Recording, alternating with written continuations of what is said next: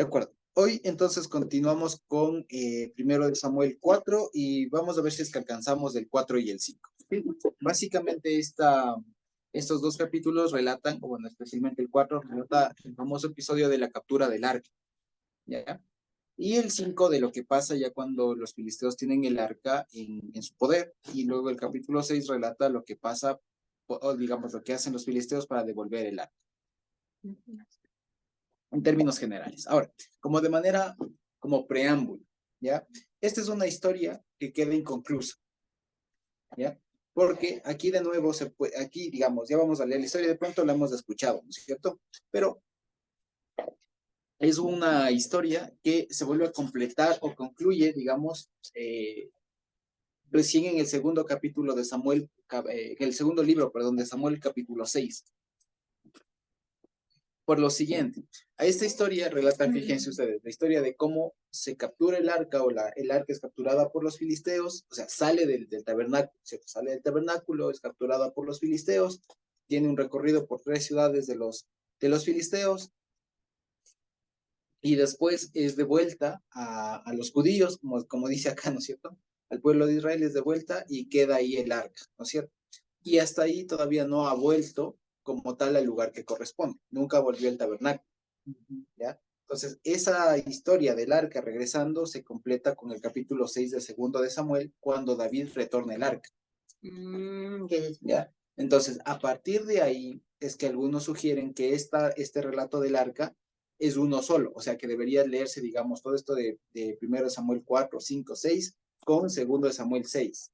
Esa es una historia completa, digamos, autónoma, que alguien, digamos, la dividió para aquí ponerle así, pero digamos, hay muchas más razones para pensar que la historia original es como está aquí, digamos. O sea, el relato, el texto original es como estuvo aquí en Samuel, o sea, como lo tenemos en nuestras Biblias, pues, ¿ya? Y que no es que fue partida la historia y tal, básicamente de eso, sino que pasó así. Ahora, vamos a ver que esta historia digamos, de la captura del arca, ¿ya?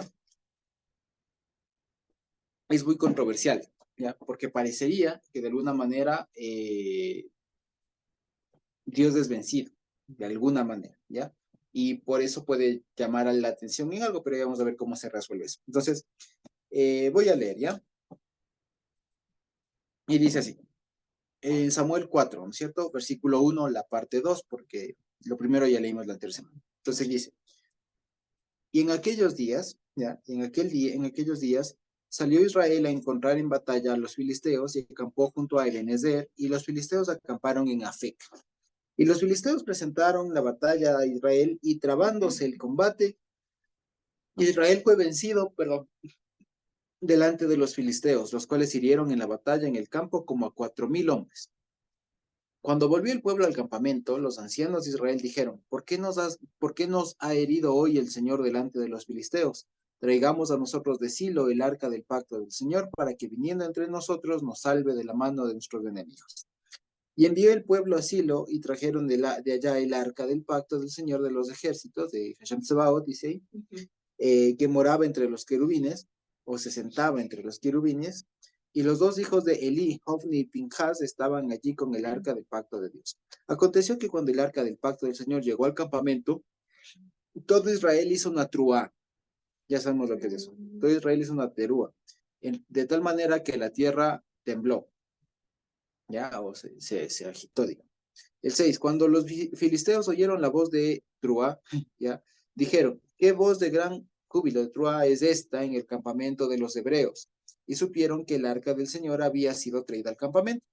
Y los filisteos tuvieron miedo porque decían, ha venido, voy a leer así, han venido dioses al campamento. Y dijeron, ay de nosotros, pues antes de ahora no fue así. Ay de nosotros, ¿quién nos librará de la mano de estos dioses poderosos? Estos son los dioses que hirieron a Egipto con toda plaga en el desierto. Esfuércense, sean fuertes, filisteos, y sean hombres, para que no sirvan a los hebreos como ellos les han servido hoy a ustedes, perdón, como ellos les han servido a ustedes. Sean hombres y peleen. Pelearon pues los filisteos, hicieron guerra. Los filisteos e Israel fue vencido y huyeron cada cual a sus tiendas, y fue hecha muy grande mortandad, pues cayeron de Israel 30,000 hombres de a pie. y el arca de Dios fue tomada, fue capturada, y muertos los dos hijos de Eli, Hofni y Pinjas. Hasta ahí, ¿de acuerdo? Entonces ese es el primer relato. De hecho, el capítulo 4 sigue con cómo se recibe esta noticia por parte de Eli y finalmente termina muriendo. Alerta de spoiler. ¿No es cierto? Entonces, fíjense ustedes, a ver, aquí primero que esto, si nosotros le leemos así, digamos, parece una historia distinta. O sea, quiero decir, parece que es un relato ya distinto de lo que, o diferente, que poco tiene que ver con lo que veníamos hablando de Samuel y todo. Es más, por ejemplo, en estos próximos capítulos Samuel no aparece, ¿ya? Se centra la atención en el arca. Entonces, sin embargo, para que veamos, esto en realidad, especialmente en hebreo, es muy interesante cómo comienza la historia y lo que se hace así es que se suele decir, no comienza con una Vav, te voy a decir el nombre técnico, no, el nombre técnico, comienza con una Vav, digamos, conjuntiva, que básicamente el relato no sería, como ponen aquí, no, por aquel tiempo salió, sino que diría así literalmente, y en aquellos días, lo que significa que este y no es sino una conexión de la historia anterior. O sea, lo que está diciendo es, esta historia pasa precisamente ya para cerrar más bien la historia de él y su familia. ¿Ya? Entonces no es una nueva historia, sino que más bien ahora vamos a ver lo que pasó realmente, la continuación exactamente, a partir de, pues digamos, vamos a ver ya cómo es que se ejecuta finalmente la profecía, digamos, el anuncio del Señor respecto de la familia de Eli. ¿Ya? Eso básicamente es. Entonces, como les decía, a veces, por eso algunos, como les digo, algunos estudiosos y todo lo demás, piensan que esta historia de Samuel es autónoma, digamos, esta historia del arca es autónoma y todo lo demás, pero en realidad la cuestión es que no. Todo está concatenado y todo sigue la misma línea de la familia de Eli, al punto que aquí termina con la muerte de toda esa leva. Ya, ahorita, hasta donde vamos leyendo, han muerto ya Eli, perdón, Hofni y Finner, ¿no? Los dos hijos de Eli. Ahora bien, entonces, eso es lo primero, es una continuación. Ahora, lo segundo, el lugar en donde está pasando esto es en Ebenezer, ¿ya? Ebenezer. Pero resulta que primero no dice tanto como en Ebenezer, sino está con un artículo definido. Se estaría diciendo, pasó en el Ebenezer, por así decirlo. ¿Por qué? Porque Ebenezer significa piedra de ayuda, ¿ya? Y no fue como tal una localidad, no fue como tal un pueblo, al menos no en ese momento.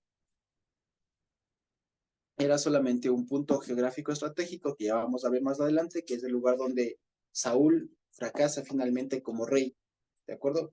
Y hacen una ceremonia ahí con Saúl, con el rey, con el profeta Samuel. Pero no se refiere a una ciudad, a un pueblo, digamos, sino a un punto, digamos, a un, como decir aquí, no sé, como decir la mitad del mundo. Ya, que no es específicamente una ciudad, bueno, ahora ya es, pero no es una ciudad que se llama la mitad del mundo, sino es como un punto. O sea, ya es un punto geográfico, digamos, ahí indicativo nada más, no es que una ciudad llamada Ebenezer. ¿Ya? Eso primero. Y por ello no se ha encontrado hasta ahora dónde es que queda el famoso Ebenezer. ¿Ya? No se sabe, porque no es una locación, no es una ciudad, un pueblo, sino solamente un punto donde ocurrió algo. ¿Ya? Así básicamente. Dice, y los filisteos acamparon en Afec. Ahora, aquí voy a compartir un mapa porque creo que es importante que lo veamos. Sí, permítanme un ratito. Vamos a ver ahí. Voy a compartir un mapita porque me parece importante que veamos. Ok, estamos viendo la imagen, ¿no? Entonces dice, fíjense ustedes. A ver, voy a poner aquí, exacto. Entonces, fíjense. El arca estaba aquí en Shiloh, ¿no es cierto? Estaba aquí en Shiloh. Y fíjense, estamos acá en Afec. Si ven ustedes que sigue... ¿Ah? No, es que no estoy pintando, solo señalo. Sí. Sí, entonces es Shiloh, ¿no es cierto? Está aquí el Shiloh. Sí. Y los filisteos están aquí acampando en Afec. ¿De acuerdo? Fíjense, desde el arca es capturada en el 4:11. Ahora fíjense ustedes, si ven este río de aquí, este es un río, ¿ya? Esta línea de aquí que sigue todo esto es un río. ¿Sí lo vemos? Ahora, ¿por qué es importante eso? ¿Y por qué parece ser el motivo de la guerra? ¿Ya? ¿Qué es lo que quería comentarles? ¿Ya? porque le voy a marcar un poquito con otro color como para que se diferencie que es un río, ¿ya? Todo esto, digamos aquí todo esto, ¿ya? Todo esto, eso era un río, ¿ya? Es un río. Entonces, ¿qué pasa? ¿Qué pasa? ¿Qué sucede acá? Lo que sucede es que estas tierras de por acá no tenían tantos afluentes. Y justamente esta ciudad de aquí, Afec, era de las que podían proveer de agua a las demás de la región. Y aquí, justamente en esta región de aquí, todo esto se hacía una ruta del agua. Se hacía una ruta del agua, por agua. Porque acuérdense que en esta región, digamos, es un poco más bien tendiente a ser seca. Más en el norte es donde hay más afluentes de agua y hay más ríos y demás. Pero esta región tiende a ser seca. Entonces, el asunto y lo que algunos intuyen es que por estas, digamos, datos geográficos que nos dan, Afec si era una ciudad, ¿ya? Esta Afec, al estar cerca de un río, posiblemente lo que estén haciendo, intentando hacer los filisteos, era adueñarse de un poco más de una ruta de provisión de agua, ¿ya? Y por eso es que ellos acampan en algún lugar de por aquí, seguramente debieron haber acampado los hijos de Israel, voy a poner como reconocido, en algún lugar de por aquí, ¿ya? Deben haber acampado los hijos de Israel, por ahí pongan ustedes, ¿ya? Porque lo que quisieron hacer, y aquí es algo interesante, aparentemente, ¿por qué capturan el arca? Una de las razones de por qué capturan el arca en 1 Samuel 4 es porque aparentemente al inicio van con pocos hombres. O sea, les subestiman a los filisteos y por eso pierden, porque al parecer no les tomaron con mucha, digamos, no le dieron importancia de vida. El antecedente de esto siempre viene siendo el famoso Sansón, que Sansón pues marcó un hito frente a los filisteos, porque les ganó, les derrotó, les dejó en ruinas, dejó, bueno, sin sus edificios principales en Gaza y todo lo demás, entonces fue haciendo bastante daño, ¿ya? Entonces, de ahí que, por ejemplo, se entienda que los israelitas tengan en un principio cierto, le subestimen de alguna manera, ¿sí? De alguna manera le subestimen a los filisteos, ¿sí? Le subestimen. Y por eso es que se enfrentarían en una batalla. Entonces sería una batalla no tanto para conquista, digamos, sino más bien de defensa del territorio. Pero sería una batalla de defensa del territorio, principalmente de cuidado o de protección de una fuente de agua. Aparentemente sería eso. Segundo, fíjense ustedes que aquí una vez más los números en la Biblia son un poco engañosos, ¿ya? Pueden ser engañosos. ¿Por qué? Porque aquí, fíjense ustedes cuántos cayeron en el versículo 2. 4,000. 4,000, ¿ya? Entonces, fíjense ustedes, voy a dejar de compartir un ratito esto, ¿ya? Y voy a hacer aquí, exacto. Entonces voy a compartir en cambio la pizarra. Por una cosa, ¿ya? Ahí estamos. Entonces, fíjense, los números de la Biblia. Entonces, especialmente estos números, aquí dice que cayeron, ¿cierto? 4, y aquí ponen 1,000, ¿no es cierto? Pero en hebreo dice Aleph, o Elef, perdón. A ver, voy a borrar esto. 4,000 Elef. ¿Ya? 4L, dice así. Y cayeron ahí 4L. El asunto es saber qué significa esto de 4L. Y la cuestión, y esto se acuerdan ustedes que ya lo vimos en algún momento en Jueces, pero vale la pena repetirlo. La palabra Elef tiene varios significados. La una sí es 1,000, ¿ya? O sea, 1,000,000, ¿ya? O sea, 10 centenas, ¿ya?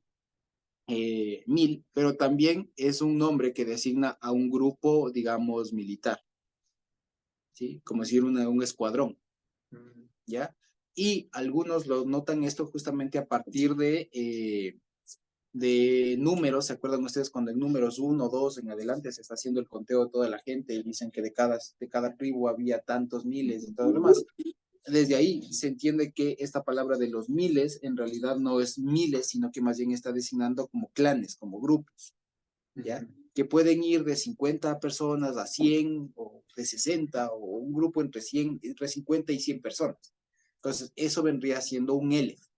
Entonces, aquí, según cómo se entienda la palabra Elef, se va a entender que eran 4,000, o sea, que eran 4,000, opción 1, ¿no? Entonces, es que leo 1,000, leo 4,000, ¿ya?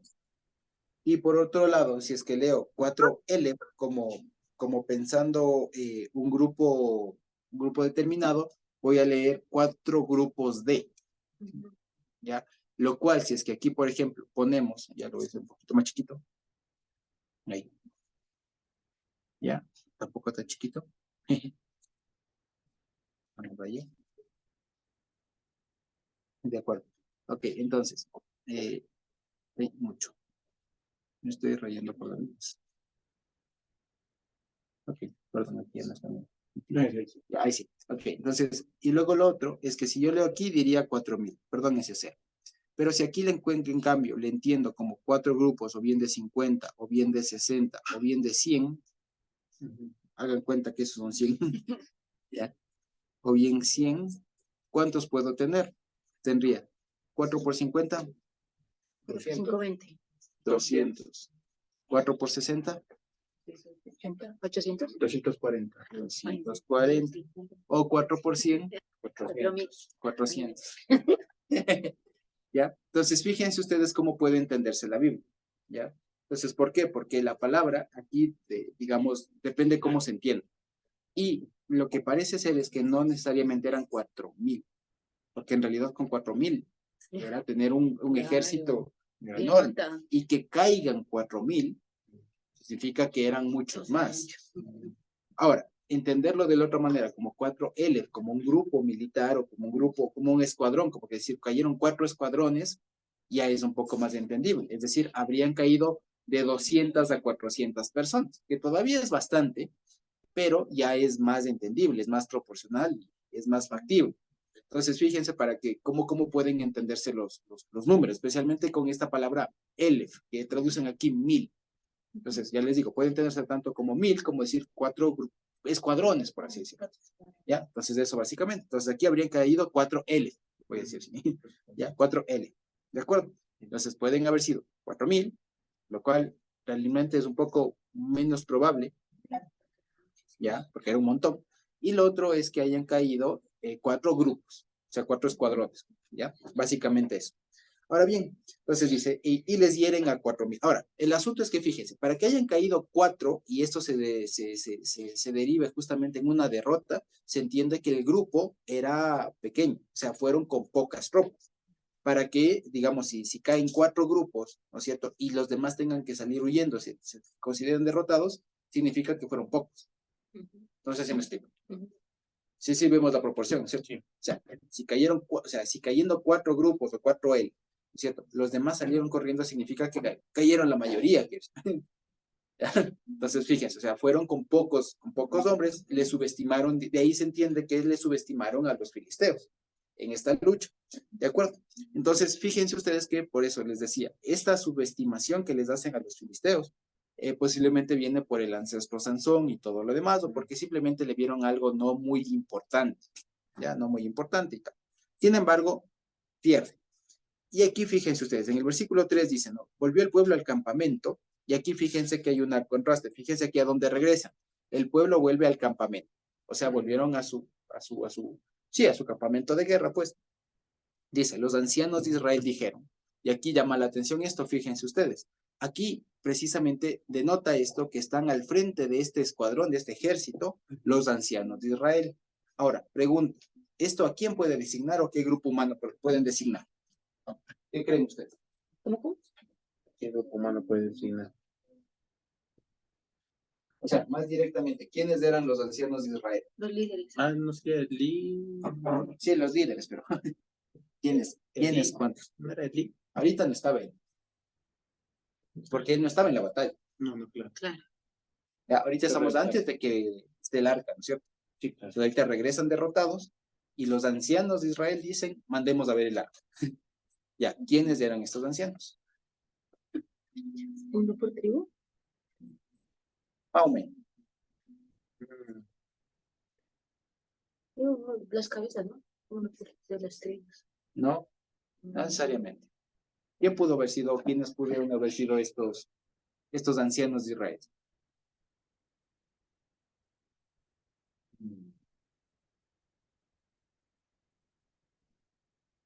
Viene desde el desierto, sí, les doy esa pista. con Moisés.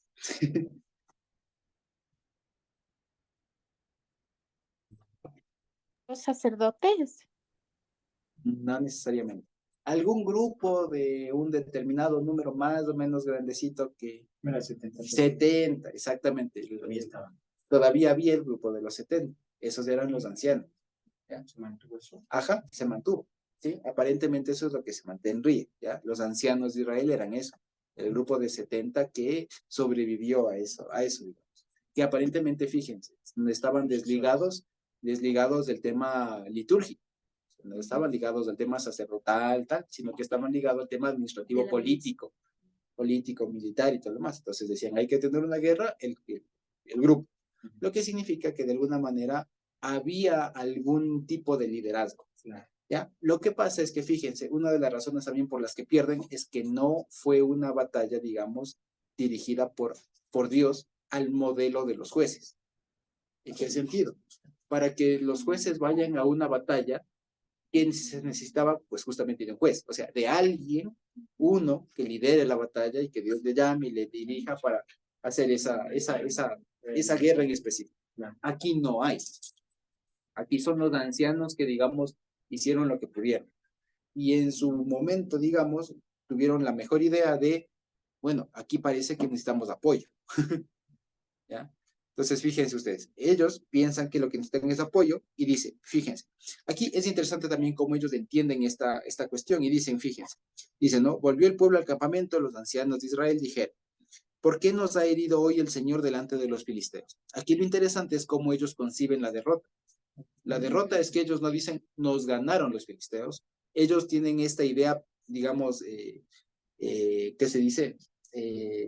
Como plasmada ahí en la cabeza de que la victoria o la derrota viene del Señor, como que Dios está con ellos de alguna manera. Entonces ellos dicen, Dios nos hizo perder, o sea, Dios no estaba con nosotros.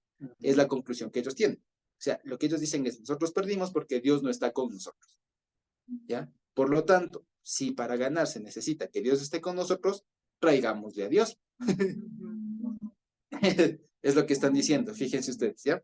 Entonces, pues, traigamos a nosotros de Silo el arca del pacto del Señor para que viniendo entre nosotros nos salve de la mano. Entonces, ese es el razonamiento que ellos hacen, ¿ya? Algunos suelen decir que le tienen como que le tratan al arca como amuleto de suerte, pero no es cierto. Lo que están diciendo es, esto es una cuestión de que nosotros por nuestras fuerzas no podemos. Necesitamos un refuerzo divino. O sea, lo que ellos dicen es, nosotros perdimos porque Dios no estaba con nosotros. No necesariamente. ¿Ya? Lo que ellos están buscando es la presencia de Dios. O sea, que Dios esté ahí. ¿Ya? El apoyo de Dios, la intervención divina están buscando. Entonces, pero ellos piensan de una manera muy mecánica. ¿Ya? Entonces, ¿dónde está Dios? En el arca. Ya, desde ahí mal, ¿no es cierto? Entonces, si Dios está en el arca, pues, lógico, traigamos del arca. Y con eso, obvio que ganamos, porque ya está Dios con nosotros. Si lo vemos, o sea, no entendieron nada. Esas personas no habían entendido nada. Ellos pusieron su imagen y por eso es que fíjense ustedes aquí una crítica que se les hace mucho, es que estas personas aquí tenían desdibujado todo el concepto de Dios y lo que hicieron fue pensar en el arca como una especie de ídolo, de pensar que el arca era el trono de Dios. De hecho, aquí la forma en cómo ellos piensan, fíjense y miren cómo describen, porque hasta este momento el arca no había recibido este nombre, este título. No sé si se fijan, fíjense cómo dice, ¿no? El arca del pacto del Señor. Eso sí es un nombre que aparece en Éxodo en Números, ¿no es cierto? El arca del pacto del Señor. Es uno de los nombres. Pero fíjense después cómo dicen el 4. Y envió el pueblo a Silo y trajeron de allá, ¿qué dice? El arca del pacto del Señor. ¿Qué más? Que moraba entre los querubines. Que moraba entre los querubines. Este epíteto, este nombre, ya no es conocido. Es nuevo. Es de las primeras veces que se menciona aquí. Y fíjense ustedes cómo es que cambia, cómo es que muta. Ya voy a dejar de compartir un reto para vernos. Ya, cómo es que cambia esta forma aquí, digamos, esta lógica de la gente. Ya, el arca de Dios, del arca del Señor, del arca del pacto del Señor de los ejércitos, que mora entre los querubines. Y esta palabra de que mora entre los querubines es la que es media controversial, porque el verbo morar es del verbo yashav, ¿no es cierto? Es también sentarse, exactamente. Significa también sentarse. Entonces, otra traducción posible es decir, el arca del pacto del Señor, donde, digamos, el Señor de los ejércitos, que se sienta entre los querubines, que está sentado entre querubines. Y esto, fíjense ustedes, lo que está dando a notar que es, porque aquí, digamos, más allá de cómo hayan sido las figuras que estaban ahí, como relata, ¿no? Que tenían sus alas extendidas y todo lo demás, más allá de eso, eran querubines, querubín, y lo que pasa es que en el ideario, ya, de esas culturas especialmente, que venían incluso de los asirios, de los acadios, todo lo demás, los querubines eran unas figuras que representaban mucho el trono de una deidad o el trono de un rey, ¿ya? Ustedes habrán visto, por ejemplo, pueden verla en el internet, pueden buscar esta famosa puerta de Babilonia, que es esa puerta azul. Ya es una puerta azul, ¿ya? Y resulta que estas puertas reales, y especialmente ya en el trono y todo el más, había querubines. O sea, esos querubines, pero no confundamos con los del arca. Los querubines para esas culturas era una representación antropomórfica, en el sentido, esas mismas, esas puertas azules. Exacto. En esas puertas de ahí hay una especie de, no sé si ustedes han visto, una especie de leones, con alas, pero con cabeza de hombre. ¿Ya?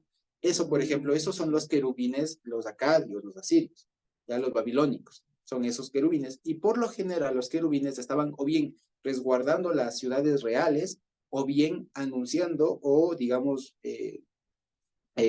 adornando, por así decirlo, el trono del rey. ¿Ya? Entonces, cualquier rey de esas culturas se sentaba sobre querubines, de manera literal, porque tenía unas figuras de querubines en su trono, y pues el rey se sentaba en ese trono que estaba ahí con querubines.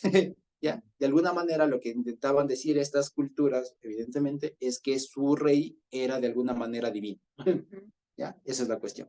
Entonces, fíjense que esta idea es la que se traspasa aquí a estas personas. Lo que ellos dicen es, necesitamos a Dios que venga acá, y la forma de traerles, traer su trono. Porque ellos piensan que el arca es el trono de Dios. ¿Ya? ¿Sí me explico? Es el trono de Dios. Es el trono de la gracia, como en algún otro lado se le dice. Incluso este nombre aparece en hebreo, el trono de gracia, ya que básicamente es el propiciatorio. Ese es el famoso merced. Entonces, ellos lo que están pensando es que el arca es el trono, y que como el arca, ¿se acuerdan ustedes que era portable? Tenía los anillitos por donde se metían las varas para cargar, ¿no es cierto? Entonces, como ellos decían, ellos tuvieron la idea de traigámosle a Dios. Entonces, fíjense que es una idea muy utilitaria. En el fondo, es pensar que Dios sirve para algo. O sea, que Dios, que me apoyo en Dios en la medida en que me sirve. Es una visión utilitaria de Dios. Entonces, perdí, necesito ganar, entonces le traigo a Dios. ¿Y se me explico? Es una visión muy utilitaria. Una pregunta. O sea, en la pregunta que se hace en el versículo 3, o sea, ¿por qué perdieron? Ellos como que no buscan la respuesta, sino simplemente se traigan. Es como que no se ven que están haciendo mal. Exactamente. Porque solo dicen traigamos. Porque también o sea, creo que eso también era la pregunta que deberían haberse hecho, ¿no? Ver qué estaban haciendo mal. Y es que también no sé si el rato que traen el arca es como recordar lo que pasó en Jericó, ¿no es cierto? Exactamente, muy bien, muy bien. O sea, no estaría tan incorrecto en ese punto, pero creo que la intención, o sea, como que desdibujaron algo. Exacto, estaba desdibujado. El asunto es que, a ver, pongamos, ¿qué era lo que debían hacer? O sea, saber si el Señor estaba mandándoles a la ¿Y guerra, cómo se hacía eso en ese tiempo? acudiendo al sacerdote. Exacto, acudiendo al sumo sacerdote. ¿Se acuerdan que ustedes para eso estaba el Urim y el Tumim? Que se acudía al sumo sacerdote a decirle, ¿saldremos o no a la guerra? Y el sumo sacerdote metía sus manos aquí en el chalequito que tenía en ese bolsillito y sacaba el Urim y el Tumim. Si salía Urim, vaya. Si salía el Tumim, no vaya. ¿Ya? Aquí no están haciendo eso.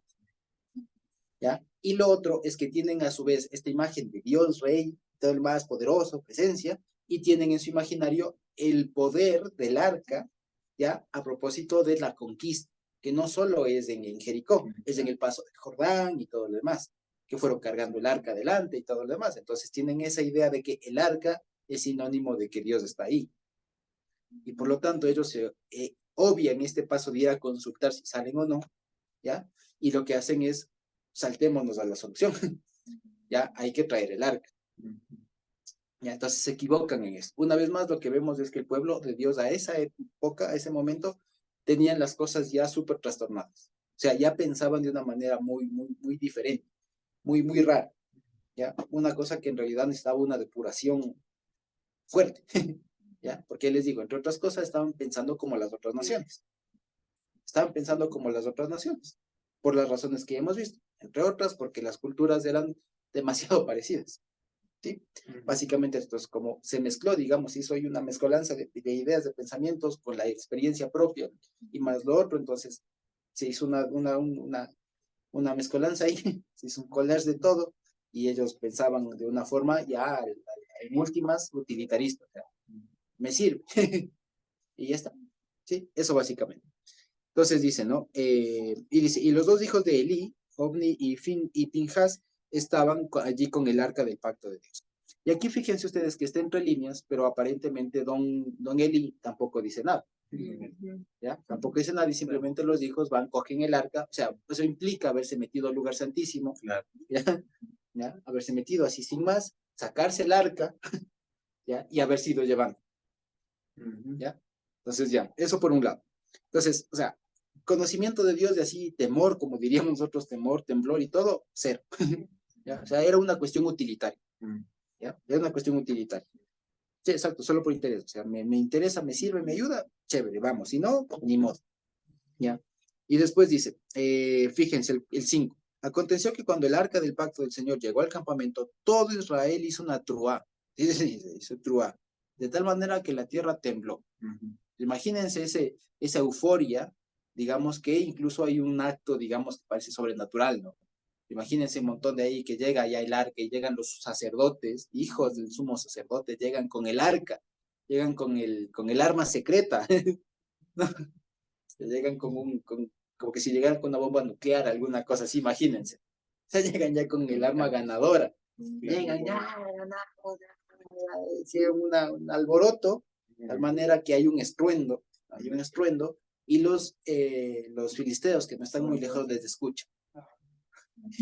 Claro, y fíjense cómo, o sea, fíjense cómo es el lenguaje, cómo ellos lo entienden y cómo está relatada la historia, porque es muy, o sea, esta historia nos relata mucho cómo pensaban los otros y cómo piensan esto, o sea, nos dice mucho de la idiosincrasia de la época, o sea, de cómo pensaba la gente en esa época.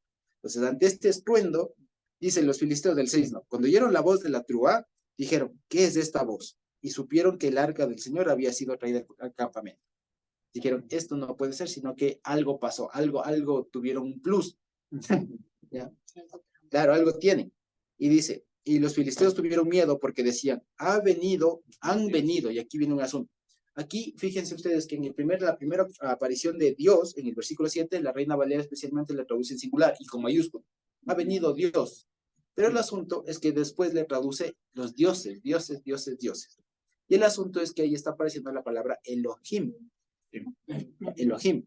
Y eso digamos, para nosotros es singular, pero para los otros es plural. ¿Ya? Entonces, fíjense, lo que ellos dirían, dice, ay de nosotros, ¿quién nos librará perdón, el 7? Han venido dioses al campamento. Eso es lo que interpretaron ellos. Han venido dioses. Ellos no dijeron, han venido Dios, el único que rey. No, no. Lo que dijeron ellos, tienen apoyo divino. Ya, tienen apoyo divino. Eso es lo que dicen.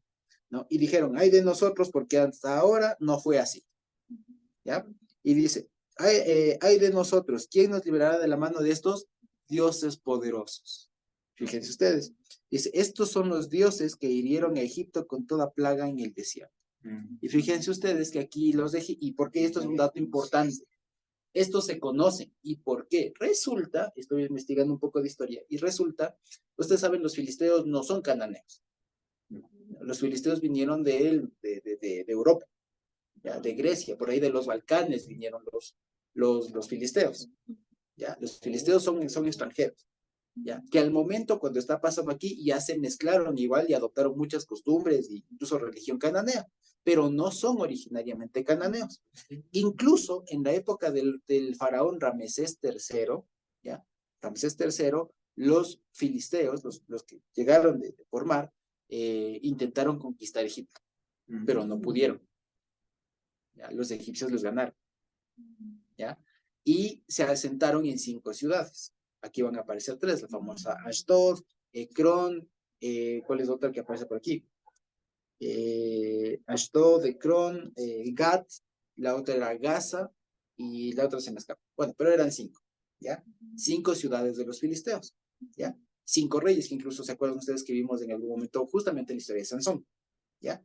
Ok, entonces estos filisteos vienen desde los Balcanes, ¿ya? Cruzan todo el mar Mediterráneo y se establecen en esa región, mucho tiempo antes, digamos, de que por la época de José, pongan ustedes, ¿ya? Llegaron los primeros filisteos y fueron gente de mar. Al momento que está pasando aquí han pasado mucho tiempo y los filisteos que están ahora ya no son ese pueblo extranjero y ya se han mezclado con muchas costumbres cananeas, ¿ya? Entonces, y por esa razón, digamos, y de comunión, porque siempre hubo mercantes, hubo rutas comerciales y todo lo demás, supieron de que Israel salió, ¿ya? De que salió de Egipto y que esa noticia de que Dios le sacó se divulgó por toda esa región. Entonces es importante este dato. O sea, la gente, los pueblos de ese tiempo supieron que esto pasó. Hoy, lastimosamente, digamos así, en el mismo Egipto y en muchos otros lados no hay testimonio fuera de la Biblia de la salida del pueblo de Israel de Egipto. No lo hay. Pero es interesante que en estos relatos se recojan testimonios de pueblos sabiendo que eso pasó. De pueblos que sabían que eso pasó. ¿Ya? Hoy no hay.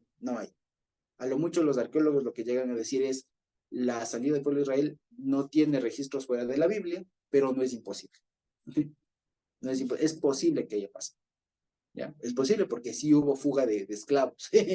Básicamente hubo fuga de esclavos y es posible que haya pasado. No hay registros, pero es posible. Hay una película, Crónicas del Éxodo, ahí más o menos se dan algunas. Exactamente. Y hay algunos datos, digamos, no es el tema, pero hay algunos indicios de los mismos egipcios que registran a pueblos, ¿cómo se llama esto? No, los que viajan, nómadas, de pueblos nómadas en la península del Sinaí. Entre ellos, algunos les ponen los Yasu, que serían como una especie de pueblo que adoptó el nombre de su Dios, porque aparece un pueblo, ya que no es del de Israel, pero aparece un pueblo con las siglas, con los 3 primeros nombres del nombre de Dios. O sea, Yud-He-Vav. Aparece un pueblo, entonces aparecerían estos nombres. Estos pueblos, algunos dicen que podrían ser el pueblo de Israel, mientras estaba de nómada, que así les identificaron los egipcios. Y tienen precisamente un nombre, digamos, para pueblo nómada. Después ya cuando se están asentando en los registros egipcios, en cambio aparecen con otro nombre y ya aparece el nombre de Israel. Porque, dato curioso, los egipcios no tenían la letra L. Entonces decían Israel. Decían Israel. Escribían con R. Aparece. Entonces, es entendible que acá los filisteos hayan sabido eso. ¿Ya? Sabían, más que nada porque también estaban muy cerca, conectados por esa, digamos, esa parte, digamos, de ahí, de los lugares del estrecho de Suez, con los filisteos precisamente. ¿Ya? Entonces sabían. Ahora, el asunto, más allá de eso, lo que les decía, es muy interesante como ellos dicen, aquí han venido dioses.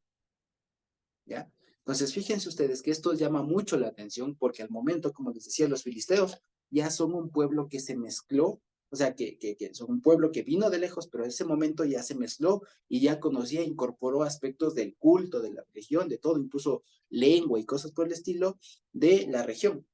Al punto que, como vamos a ver en el capítulo 5, el famoso dios Dagón es una mezcla de dioses. No es un dios autóctono propio de los filisteos, sino que es una mezcla de un dios posiblemente de ellos con un dios Baal del mar, digamos de ahí. Ya, básicamente eso. Y lo que ellos interpretan es, aquí hay dioses. El resultado de eso es que no es que se paniquean, no es que se asustan.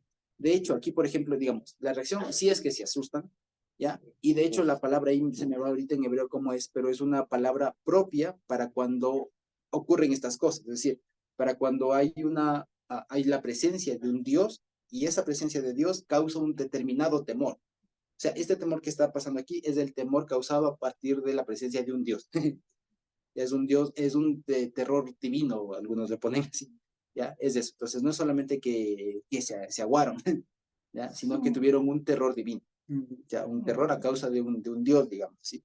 Ya, eso básicamente. Ahora bien, dice entonces, los filisteos se lamentan, dicen, ya, esto no ha sido así, ahora tienen respaldo. Ahora tienen respaldo, dioses han venido y no son cualquier dioses, son los dioses que escuchamos que hicieron maravillas en Egipto, ¿ya? Lo cual, como les digo, es algo que a ellos les debe haber hecho eco porque ellos, los filisteos, no pudieron contra Egipto, ¿ya? En cambio, este dios sí pudo. Entonces están contra un enemigo a vencer. ¿Ya? Entonces es una cosa que les plantea a ellos un gran reto. Sin embargo, fíjense ustedes, dice, ¿no? Esfuércense, dice, filisteos, y sean hombres. Entonces fíjense ustedes de esa forma de reaccionar de estas personas. Y aquí vemos una cosa, que en realidad esto, sean hombres, dice, varoniles. El asunto es que aquí, fíjense, aquí nos damos cuenta que el arca per se no es sinónimo de que Dios esté ahí. ¿Ya? Sino que la presencia de Dios depende de otras cosas, no solo de que ese objeto esté, ¿ya? ¿Y aquí por qué? Porque aquí el miedo no les dura. Más bien eso, el que el arca haya llegado, que Dios estén ahí, ¿no es cierto? Entre comillas, porque no estaba, ¿cierto? Lo que genera en los otros es más fuerza. A diferencia de cuando Dios les fue a ayudar, así sea con muchos o con pocos, ganaban. Sí. Y la reacción en los otros era pánico de esos que no se explica. ¿Ya? Aquí, en cambio, el pánico les dura poquito. Es un pánico que dice, qué miedo, sí, pero esfuércense. Y ya. Entonces, el asunto es que era solamente fachada. ¿Ya? Eso básicamente. Dice, sean hombres, ¿no? Para que no sirvan a los hebreos. Y aquí también es interesante cómo es que los filisteos les percibían a los del pueblo de Israel. No dicen los israelitas, no dicen ni siquiera los judíos, dicen los hebreos. Quizá precisamente porque al ser un pueblo antiguo, los filisteos les relacionaban más con su antepasado más antiguo, digamos, ¿ya? Con Abraham, con los hebreos, precisamente, ¿ya? Con el pueblo hebreo, ¿ya? Entonces dicen los hebreos, como ellos les han servido a ustedes a vosotros, sean hombres y peleen. Pelearon los filisteos e Israel fue vencido, ¿ya? Y huyeron cada cual a sus tiendas. Y aquí fíjense ustedes, aquí esto significa una cosa, que una derrota de tal magnitud que en realidad se disolvió toda la milicia. Fíjense, contrasten cómo dice, miren, en el 3, dice, el pueblo volvió ¿a dónde? Al campamento. Y en el 10, ¿a dónde vuelven? A sus tiendas. ¿Eso qué significa? Que ya no hubo más razón, digamos, ya no hubo más motivo para volver al campamento. ¿Sí me explico? O sea, ya no hubo un tema de volvamos a reagruparnos, a hacer otra vez la batalla. Aquí simplemente destruyeron toda la milicia. Por eso es que cada cual regresa a su casa. ¿Ya? Eso básicamente fue una derrota muy fuerte. Y dice, ¿no? Y fue hecha muy grande mortandad, pues cayeron de Israel 30,000 hombres de a pie. Lo mismo, otra vez, no necesariamente son 30,000, sino 30 ale. 30 grupos de 50, de 60, de 100. Ya. Ya que puede ser un rango entre 30 por 50. 30 por 50. ¿Ah? 30 por 50. 1.500 personas. 150 o 1.500. 150. Ya lo dije. 1.500. ¿No? Sí, ¿no es cierto? A ver, me estoy diciendo lío también. 30 por 5, 3 por 5, 15, 1.500. Ya, 1.500. O de 1.500 a 3.000.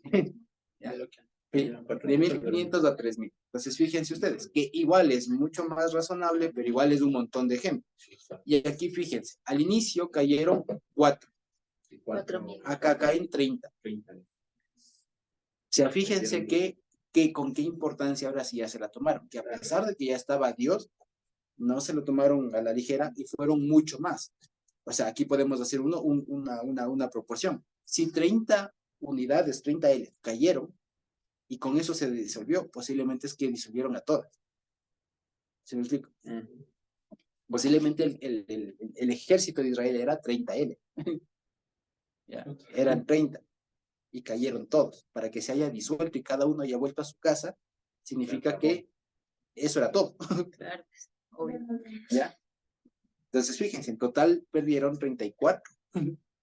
Los 4 primeros y los 30 de acá. Ese era el ejército que había. Y con eso se disolvió. O sea, quedaron a expensas de todo. Ya, además de que perdieron el arca, perdieron el agua, perdieron la ruta del agua, un recurso estratégico, ya, perdieron todo eso y perdieron lo más importante, el arca. Y a partir de esto también dice el arca de Dios fue tomada y muertos los 2 hijos de Elí, Omni y Pinjas. Con esto, como vemos, la historia, como les decía al inicio, es continuación de lo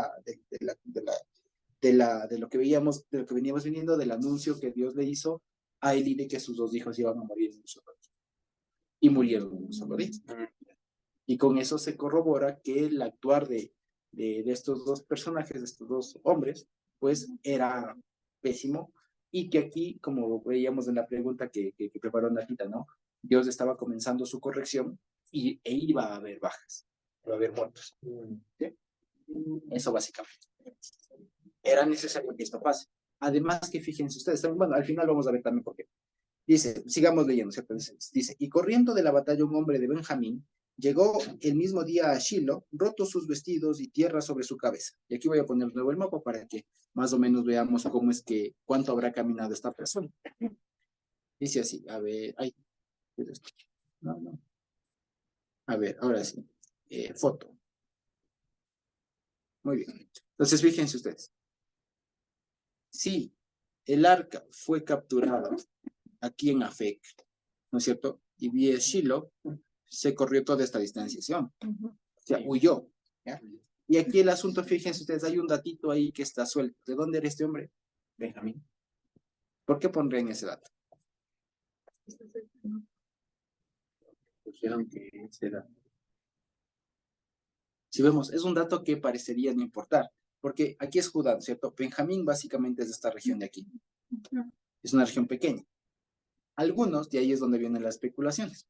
Algunos, por el dato que digan que era de Benjamín, los comentaristas del medioevo, Rash y los famosísimos de estos, suelen decir que este era el mismísimo Saúl, que fue un sobreviviente de la batalla, por el simple hecho de que ahí se menciona que era de Benjamín. No tiene otro sentido decir. El asunto, por otro lado, que sea de Benjamín, es que de alguna manera da a entender que al ser una guerra, digamos, que estaba pasando como por la mitad del territorio, de alguna manera había cierta unidad en las tribus. Por otro lado, así de sencillo. Entonces dice, viene este hombre de Benjamín corriendo, roto sus vestidos y tierra sobre su cabeza, o sea, revolcado, literalmente, ¿no es cierto?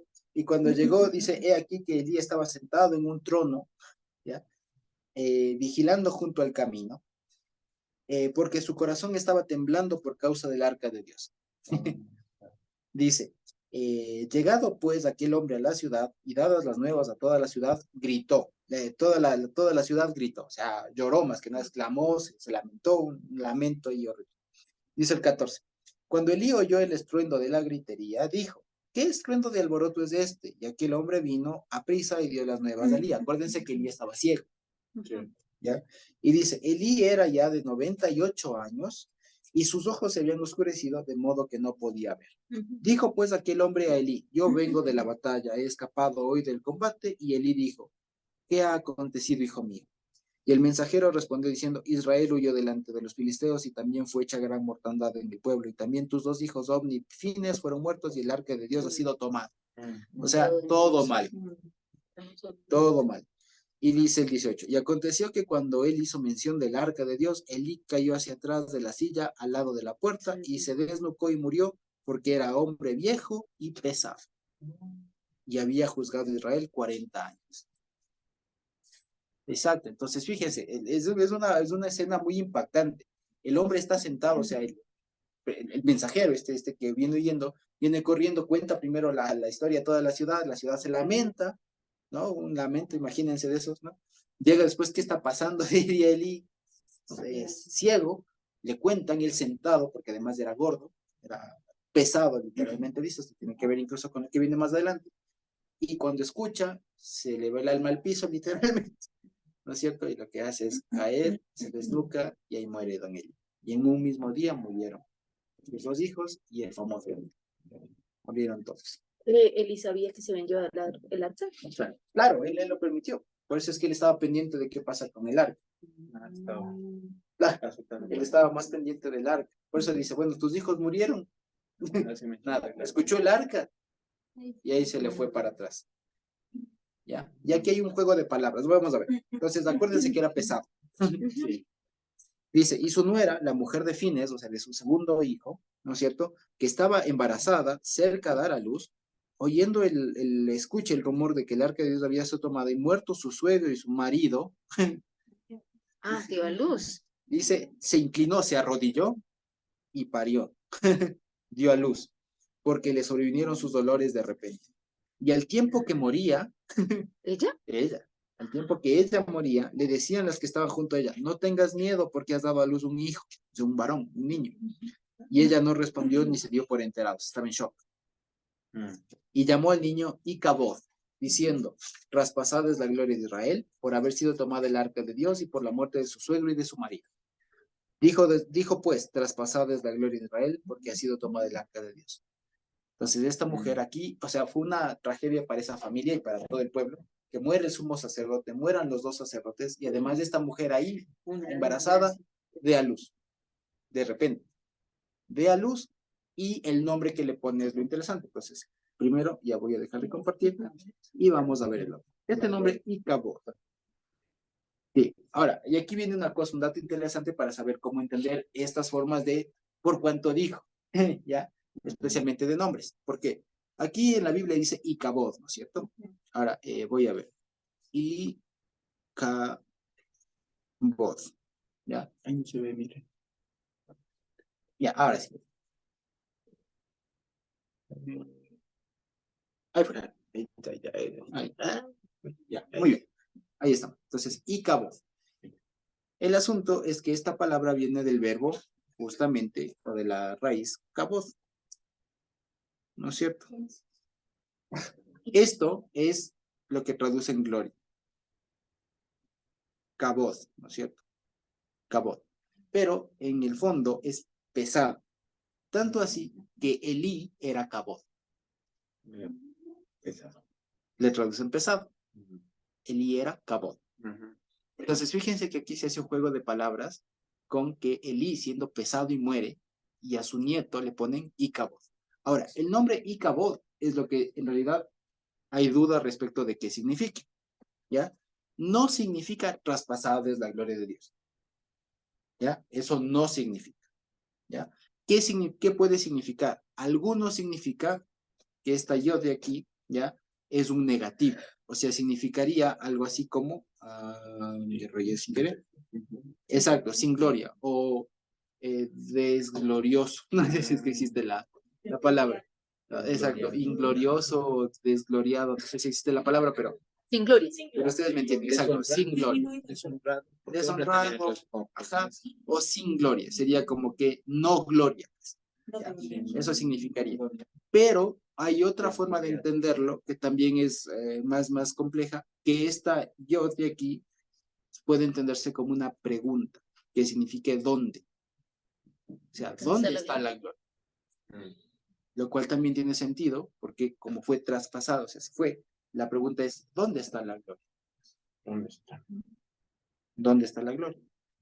Entonces, fíjense ustedes que aquí la muerte de Elí, por ser, y el hecho de que se le escriba como pesado tiene que ver mucho con esto, porque es un simbolismo también, es una forma muy pedagógica, digamos, que se relata aquí, de cómo la gloria, el sumo sacerdote, el pesado, muere.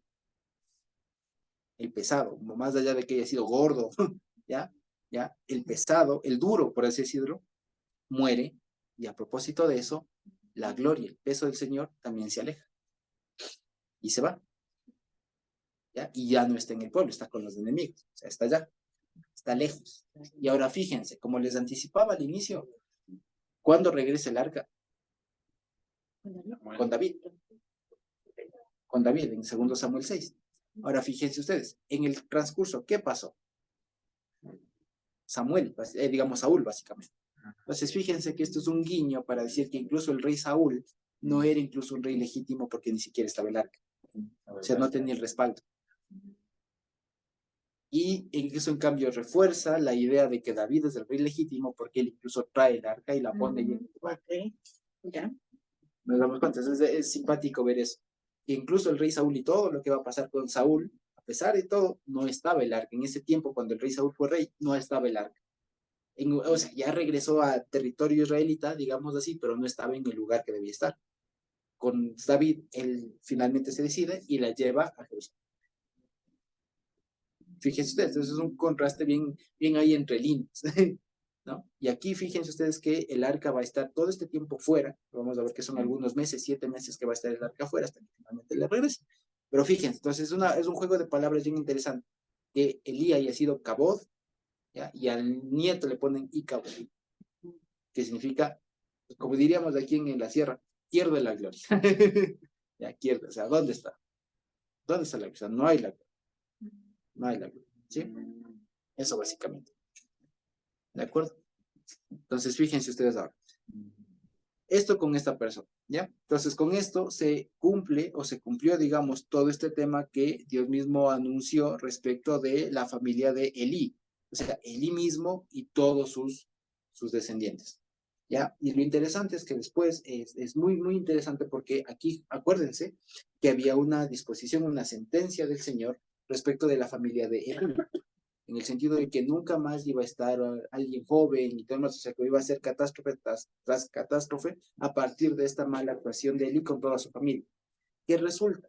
Que después, pasados los años, hay igual problemas con el sumo sacerdote Abiatar y todo lo demás, que son descendientes de estas personas, que incluso Salomón lo destierra, pero pasado todo eso, el último posible sumo sacerdote que cuenta la Biblia, digamos, de los importantes, fue el famoso profeta Jeremías. ¿Ya? El famoso profeta Jeremías fue hijo de un sacerdote, ¿ya? O sea, fue descendiente de Elí, ¿ya? Y resulta que igual fue al cautiverio y todo lo demás, o sea, es tragedia tras tragedia tras tragedia. Y al punto de que nunca más, digamos así como tal, con David un poco, pero después nunca más llegó como tal un sumo sacerdote, al punto que, como vimos ya en la historia en Marcos, cuando llega el tiempo del Señor Jesús, ya no había ni siquiera un sumo sacerdote hijo de Aarón, ya siquiera. O sea, en algún momento esta profecía de aquí del Señor se cumplió respecto al sumo sacerdote, de que no iba a haber más, básicamente. ¿Ya? Entonces, fíjense ustedes. Esto con este Icabod. Vamos a ver ahora entonces el tema de ya lo que les pasa a estas personas, ¿ya? Entonces dice, el 5, capítulo 5 de 1 de Samuel.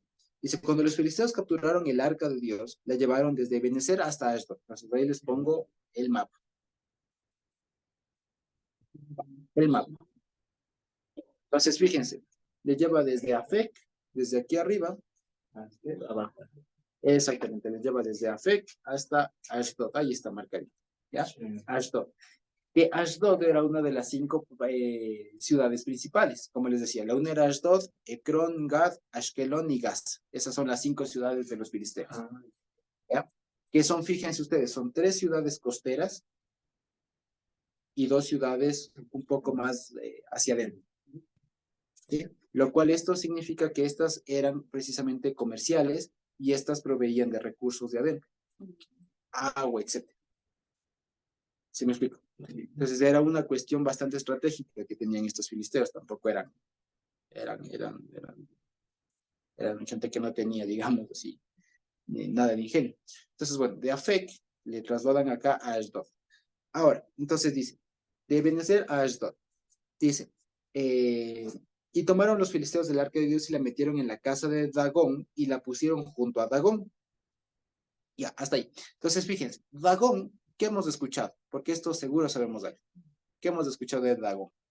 ¿Quién era? ¿Qué era? ¿Qué sabemos? Es un dios como pescado.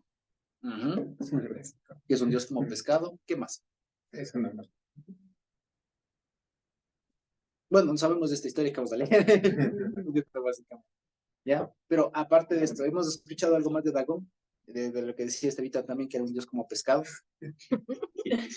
Que sí es cierto. ¿Hemos escuchado algo más por ahí? ¿No? ¿Qué es lo que exactamente. Bueno, resulta que Dagón en realidad no se sabe quién mismo era, ¿ya? Porque no hay mucho registro de Dagón como tal. Y el punto que, por ejemplo, no es tan cierto que sea un dios pez, es ese precisamente que le retratan ahí, que representa como un sireno. Como un sireno. Pero resulta que esa representación puede y no puede ser. Por lo siguiente, porque la forma, exactamente como un Aquaman, básicamente, es un sireno, exactamente, un hombre con tronco de hombre y con pues, donde serían las piernas iría una cola de pescado. ¿Ya? Básicamente así. Entonces, fíjense ustedes, el asunto es que este dios Dagón en realidad no se sabe, no es cierto del todo que haya sido un dios marítimo. ¿Ya? ¿Por qué? Porque el que se le ocurrió o al que se le ocurrió decir que Dagón tiene que ver con la palabra Dag en hebreo, que es pez, fue el famoso Rashi. En el siglo II, mucho después. Pero resulta que haciendo estudios posteriores, la palabra o el nombre Dagón tiene que ver más bien con la palabra Dagan, que es grano, o sea, de cereal. De hecho, el dios Dagón, ya haciendo más estudios y lo más, era un dios más bien que proveía fertilidad y la lluvia para la concepción de estas personas. De tal manera que no necesariamente es un dios pez. Esta idea del dios pez más bien es de Rashi, del siglo XII, y un comentarista judío que se hizo muy famoso por sus comentarios, que hasta ahora se le sigue estudiando, ¿ya? Se le sigue leyendo al hombre. Pero aquí se equivoca, ¿ya? Y Dagón no viene de Dag, que sería pez, sino viene de Dagan, que sería grano, cereal. De hecho, hay muchos que estudian un poco más a profundidad de esto y se dan cuenta que hay símiles de este dios Dagan, de hecho que hay un dios Dagan en los asirios y para más al norte, que era justamente un dios de la fertilidad, de la lluvia y todo lo demás, que ese sería el dios principal. Ahora, el asunto es que fuera de estas menciones hay muy pocas del dios Dagón, como tal. Pero siempre se le asocia al pueblo filisteo, como que si fuera su dios principal. Pero hay algunos que incluso lo relacionan con un dios de la región cananea, por lo que les decía. Al momento ya se mezclaron, no era un dios propio, era un dios que se pudo haber mezclado con el Baal, con un Baal del agua, ya, o con un Baal justamente digamos, de la cosecha y todo lo demás. O sea, se mezcló con un Baal, pues. ¿Ya? Entonces era una mezcla ahí entre un dios posiblemente propio de los filisteos con algo de los cananeos. Era una mezcla y vendría siendo un dios importante. Ahora, la pregunta, ¿por qué creen ustedes que los filisteos trayendo el arca, que vendría siendo el símbolo, el trono del dios enemigo, le meten al templo de este dios, Dagón? ¿Por qué creen que hicieron eso? Demostrar que él era más fuerte. Una para mostrar quién era más fuerte, otra, ¿qué más? ¿Se imaginan si somos filisteos por un momento? Solo de manera ilustrativa, ¿no? Hemos capturado el arca, el símbolo más sagrado de nuestros enemigos. ¿Dónde lo pongo? Lo pongo en el templo de mi Dios, ¿cierto? Y lo meto ahí, ¿como qué? Una, como ofrenda, otra como para demostrar que le gané. ¿Qué más? ¿Qué más podría ser? ¿Se les ocurre algo más? Tal vez porque reconocían como cuando ellos reconocieron que llegó el arca y supieron que eran dioses. O Exactamente. sea, tenían que estar en Como un el lugar. valor, o sea, le dieron el mismo valor que tenía el Dios de ellos, por eso le pusieron al lado. Exactamente. Hay algunos que sugieren que lo que están haciendo aquí es trayendo el arca como ofrenda a su Dios. ¿Ya? O sea, como una ofrenda, como un regalo o alguna cosa así. Pero en realidad no. Lo que está pasando es que ellos consideran esto sagrado. Y la forma de tratar algo sagrado era ponerle en el lugar que para ellos era sagrado. Entonces, lo que están haciendo es una forma de respeto. O sea, tratando de una forma respetuosa a los símbolos sagrados. Lo cual, fíjense ustedes que es algo común en las otras culturas. Porque si fuera el pueblo de Dios, la orden era destruye todo. En cambio, los filisteos tienen otra concepción de que aunque sea un Dios enemigo, no deja de ser Dios. Si lo vemos. Es diferente la concepción que ellos tienen de la deidad. Para el pueblo de Israel, no. Para el pueblo de Israel no hay otros dioses. Si me encuentro con un altar, con lo que sea, destruyo eso. O sea, y no me voy a estar trayendo el idolito. No me voy a estar trayendo para...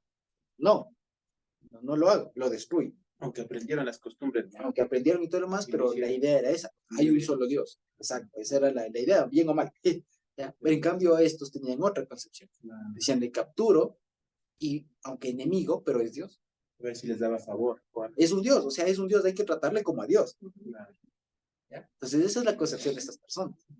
Ya fíjense que es diferente. Entonces por eso le ponen ahí junto a su Dios. En el lugar, digamos, que ellos consideran como el lugar santísimo. O sea, tampoco le ponen en el patio, no le ponen en el santuario, le ponen en el lugar donde habitaba su Dios. O sea, le tratan con la misma consideración que según ellos tenía el propio, ¿ya? El de ellos, ¿ya? Por eso le meten ahí, ¿ya? Entonces no es tanto por una ofrenda, no, sino lo que están haciendo es porque le consideran de la misma jerarquía, ¿va? En su concepción, ¿ya? Y dice el 3, cuando el siguiente día los de Ashdod se levantaron de mañana, he aquí Dagón postrado en tierra delante del arca del Señor, y tomaron a Dagón y lo volvieron a su lugar. Entonces aquí lo que se demuestra ya es el tema de que hay una superioridad de Dios ante el Dagón, ¿cierto? Que le encuentra ahí, el tema de que le encuentra en boca abajo, postrado, es una intuición, digamos, una forma de decir que estaba en el símbolo de adoración, digamos, de sumisión, pues, ¿ya? Después dice el 5. Sí, el 5, el 6, perdón, el 4. Y volviéndose a levantar de mañana el siguiente día, he aquí que Dagón había caído postrado en tierra delante del arca del Señor, y la cabeza de Dagón y las dos palmas de sus manos estaban cortadas sobre el umbral, habiéndole quedado a Dagón el tronco solamente. ¿Ya? Y dice, por esta causa los sacerdotes de Dagón y todos los que entran en el templo de Dagón no pisan el umbral de Dagón en Ashdod hasta hoy. Ahora, ¿qué pasó? Fíjense, lo que pasa es que se metió en un templo, ¿ya? Que por lo general los lugares santos eran más estrechos, ¿ya? ¿Se acuerdan ustedes que vimos esa imagen del templo? ¿Ya? Que era básicamente la misma representación en términos generales del tabernáculo, un lugar santo y un lugar santísimo, ¿ya? Y en el lugar santísimo era mucho más estrecho y oscuro, ¿ya? Eso era el tema común en general para ahí. Entonces lo que pasa es que Dagón estaría ahí y ahí mismo meten el arma. La primera se va al suelo, ¿ya? Y en la segunda se va contra la puerta. Entonces contra el dintel, digamos. Entonces lo que se da es contra el dintel y ahí queda la cabeza y las manos y el tronco queda para abajo. Entonces, ¿esto qué significa? Hay un lenguaje ahí. ¿Qué significa decapitar y amputar las manos a un dios? ¿Qué significa eso?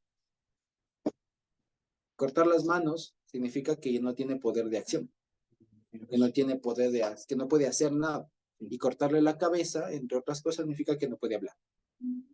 Que no puede hablar, que no puede ver, que no puede oír, no puede hacer lo que se hace en la cabeza, ¿ya? Y cortarle las manos, que no puede hacer.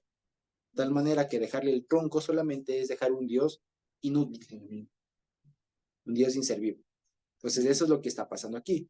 Lo que está diciéndonos el relato es que Dagón quedó como un Dios inservible, inútil, delante del arca de Dios. ¿Ya? Ese es el lenguaje que ellos entendieron. Ahora, dice, y se agravó, dicen, ¿cierto? Y se agravó la mano del Señor, el 6, sobre los de Ashdod, y los destruyó y los hirió con tumores en Ashdod y en todo su territorio. Ahora, pregunta, ¿qué pueden verle de pronto en alguna otra versión que ponen ahí en lugar de tumores? El 6. A ver, ¿Qué dice en lugar de tumores?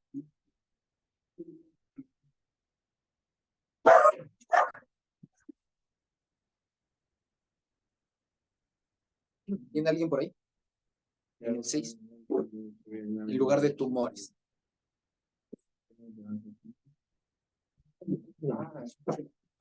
El 5-6. El primero de Samuel. Hemorroides. Hemorroides.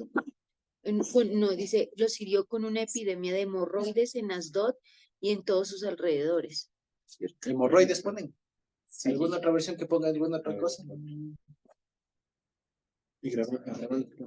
A ver, aquí dice, y agravándose la mano del Señor sobre Azoto, y trájola sobre ellos y les hirvió en las naves. En las naves. Y les hirvió en las naves. En medio de la región misma polularon ratas. Y hubo amotinamiento de muerte magno en la ciudad. ¿Eso dice? Sí. ¿Qué versión es esa? Esta es la Septuaginta.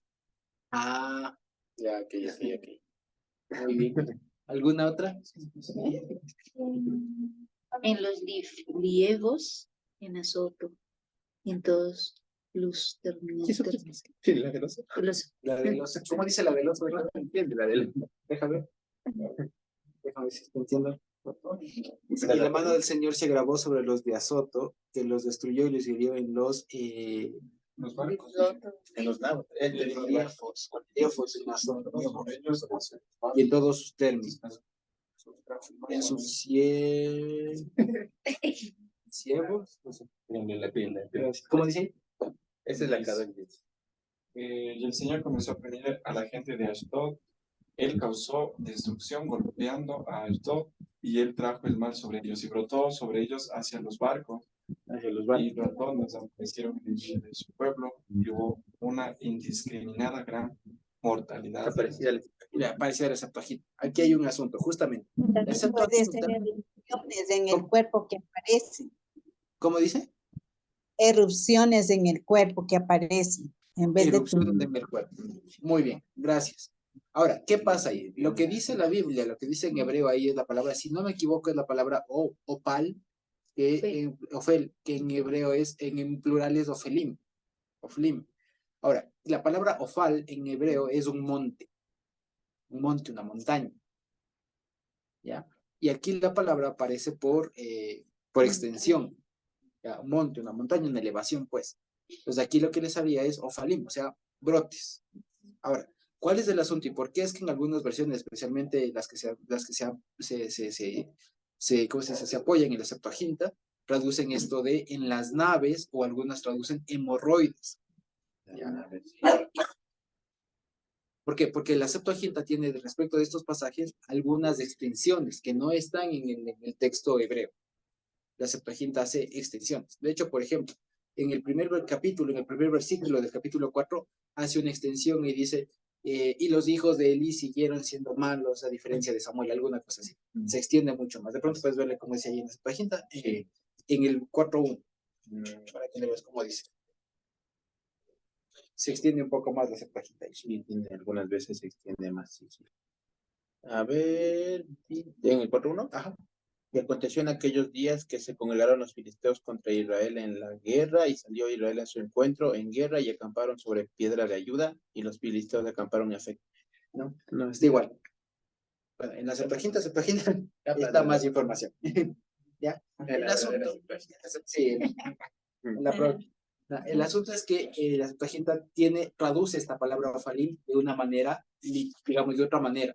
O sea, le interpreta, no le traduce. En el 21, en el 3.21 está, que hacen lo malo. Ahí se está añadiendo. Ya, exacto. En el anterior versículo. Ajá. Ahí dice. Entonces, fíjense. Entonces, en la Septuaginta, esta palabra ofalim la traducen como en lo de atrás. Ya, le traduce en lo de atrás, o sea, lo que se entendería en las nalgas. O en la retaguardia, pues decir. Por eso es que algunas traducciones le traducen en las naves. ¿Ya? Y algunos entienden hemorroides. Sí. Pero ¿Ya? también dice luego ratas. Luego las ratas, pero esa ya es la extensión que hace la Septuaginta. ¿Ya? Y posiblemente, ¿sabes por qué? ¿Sabes por qué le ponen? Porque después cuando de los filisteos devuelven el arca, lo hacen con tumores y ratones de oro. Ajá, devuelven como ofrendas. Esa es la ofrenda que ellos devuelven. ¿Ya? Que eso es como ellos entienden que se subsana el mal. Entonces, por eso es que aquí lo incluyen, pero aquí no lo ponen. No ponen el tema de las ratas. ¿Ya? Entonces, aquí el texto hebreo masorético solamente dice ofalim, que son tumores, puedes decirlo, como ponen tumores, o sea, elevaciones. Ahora, ¿qué pudo haber sido? Yo no necesariamente creo que pudo haber sido hemorroides. Lo que creo, digamos así, pensando, pudo haber sido un buen episodio de paperas. Paperas. Porque eso es viral. Eso es viral. No tiene nada que ver con la retaguardia. Eso les digo, eso es lo que entendió la Septuaginta. Eso así tradujo la Septuaginta y de ahí se derivan todas estas traducciones que traducen hemorroides, las naves, la retaguardia y lo que sea. ¿Ya? Pero en el texto masorético dice solamente les dio bolas, por así decirlo. ¿Ya? Tuvieron bolas. Entonces, exacto. Y de tal manera que sea una cosa, así explicando un poco más de una manera, ya con conocimiento de ahora, ¿no es cierto? Que haya sido lo mismo a todos, ¿ya? Y que lleven el arca de un lado y les dé lo mismo y todo lo demás. Es una cosa viral. Posiblemente pudo haber sido algún tema de papeles, porque se hacen bolas. Y de tal manera que muera la gente. De tal manera que algunos mueran, porque no era solo que les salía, sino que algunos de algún punto mueren. Claro, si es que no te tratas, sí. Ahora ya hay medicina y todo lo demás, pero en esa época, además insalubre y todo lo demás, ¿ya? Entonces, o sea, la intuición puede estar equivocada, ¿ya? Puede estar equivocado, pero me sonó que pudieron haber sido un buen episodio de papeles. O, no sé, porque esos son más culpables. Cambio este es bolas, dice que le salió bolas. Ajá.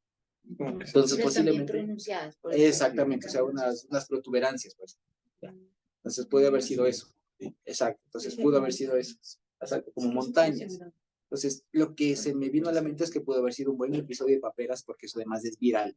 Y para que lleven el arca de un lado al otro y les dé exactamente lo mismo y la gente se muera de eso, la gente no se muere de hemorroides.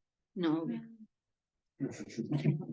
O sea, podrá ser muy incómodo, doloroso y todo lo más, pero aún así sean unas hemorroides muy prominentes y todo, y no es contagioso. Entonces, el asunto es que tuvo que haber sido algo viral. Y una de las enfermedades que se hacen así, pueden corregir, si es que hay otra, podríamos evaluar si es que fuera. Pero mi intuición así, como que es- no tanto, porque esas no se hacen bolas. Son más cutáneas, son más de, como granitos. Exacto. No, aquí lo que da es unas inflamaciones, unas bolas, así, protuberancias. Y me sonó mucho a papel. Puede haber sido otra cosa, pero el asunto es que seguramente eso por intentar dar una explicación ya con lo que sabemos, ¿no? Pudo haber sido cualquier otra cosa. Pero el asunto es que les decía, y lo que les quería hacer notar es cómo influyen las traducciones. Fíjense el tema de las naves y las ratas, o el tema de las hemorroides. Pero si le metemos un poquito de sentido, no pudo haber sido hemorroides, porque de hemorroides una persona no se muere. Pero de tumores y los tumores. Eso te digo, es que los tumores es la No sé, palabra ya. que aquí dice. No sé. Pero los tumores, Sí, es que la cuestión es que traducen tumores, pero lo que les dio son bolas, puedes decir, gracias, términos generales. Acordémonos que también esto fue escrito antes de que haya el tema de el concepto de lo que hoy sabemos que es un tumor. Pudo haber sido alguna otra cosa, pues, como bolas, exacto. Ajá. Dice que esos son enfermedades de los siglos. Exactamente. Pudo haber sido también viruela, que son mortales, o alguna cosa de estas pero que daba inflamaciones y hacían bolas. Ya. Puede haber sido viruela. El asunto es que fue algo viral, eso es seguro. O sea, los síntomas que dicen aquí, exacto, es que comenzó con uno, o sea, y fue viral. Entonces fue uno, otro, y lo que hubo fue una epidemia entre los filisteos. Ya. Ya, eso fue lo que hubo. Entonces dices, por eso dicen, ¿no? Y se agravó la mano del Señor sobre los de Dod y los destruyó y los hirió con Ofelim, ¿ya? En Asdod y en todo su territorio, ¿ya? Y viendo esto los de Asdod dijeron, no quede con nosotros el arca del Dios de Israel, porque su mano es dura sobre nosotros y sobre nuestro Dios Dagón, ¿ya? Convocaron pues a todos los príncipes de los filisteos y les dijeron, ¿qué haremos del arca del Dios de Israel? Y ellos dijeron, pásese el arca del Dios de Israel a Gat. Entonces aquí vuelve otra vez, la pasan de Asdod a Gat, que es la otra de las ciudades principales de los filisteos. Entonces, cuando dice que aquí consultaron a los príncipes, se entiende que convocaron a los de las 5 ciudades. ¿Ya? O sea, de Asdod, de Gad, de Ecrón, de Ashkelón y de Gaza. ¿Ya? De las 5, esos son los príncipes. ¿Ya? Pase a Gad, y pasaron allá el arca del Dios de Israel. En el 9, y aconteció que cuando la habían pasado, la mano del Señor estuvo contra la ciudad con gran quebrantamiento igual, y afligió a los hombres de aquella ciudad, desde el chico hasta el grande, y se llenaron otra vez de Ofalim. ¿Ya? De lo que hay así. Entonces enviaron el arca de Dios a Ecrón. Esta es la otra ciudad, la mandan a Ecrón. Y dice, y cuando el arca de Dios vino a Ecrón, los ecronitas dieron voz diciendo, han pasado nosotros del arca del Dios de Israel para matarnos a nosotros y a nuestro pueblo. Y enviaron y reunieron a todos los príncipes de los filisteos, diciendo, envíen el arca del Dios de Israel, del Dios de Israel, y vuelve hacia su lugar, y no nos mate a nosotros ni a nuestro pueblo, porque había consternación de muerte en toda la ciudad, y la mano del Señor se había grabado allí. Y los que no morían eran heridos de Ofelim, y el clamor de la ciudad subía al cielo. Entonces, fíjense, se hizo una epidemia. Lo que hubo ahí en términos médicos fue una epidemia de lo que haya sido algún virus mortal de la época.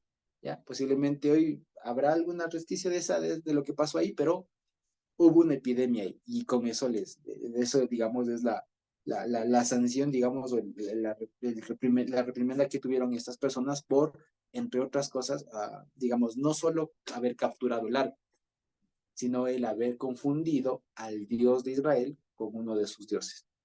Esa fue la razón principal. Este hecho de que para ellos fue de mucho respeto, de que estoy metiendo a mi templo, eso fue lo que generó que les acabe a estas personas. Además de que el arca no pertenecía ahí. El arca tenía su lugar. E incluso fíjense ustedes que los filisteos al final dicen para que vuelva a su lugar. Y ahí aparece la palabra Macom, que se entendería es su puesto, o sea, el lugar que corresponde. ¿Ya? O sea, no es como para que esté pululando, para que esté ahí andando, pues, sí, exacto, para que ande ahí vagabundeando ahí, moviéndose en el dolor. No, ahora tiene ya un lugar. Y lo que ellos dicen es, este no es el lugar, esto viene de Dios y nos está castigando a nosotros por esto, devolvamos esta cosa. Entonces, fíjense ustedes cómo es que aquí, por eso les digo, lo más importante de acá que quería resaltar precisamente es cómo se retrata el pensamiento de esa gente. ¿Ya? Y cómo incluso ahora ya para nuestro tiempo no ha variado, porque para nosotros nuestro Dios es el único que hay. Los demás son fantoches, ¿no es cierto? Pero para los demás, nuestro Dios encaja dentro de un grupo más de... Es alto una raya más, es uno de los tantos que hay, etc. Que hay que respetar y todo lo demás. Entonces, fíjense ustedes, el pensamiento no ha cambiado. Y las condiciones de esa época son las mismas ideológicas a las de ahora.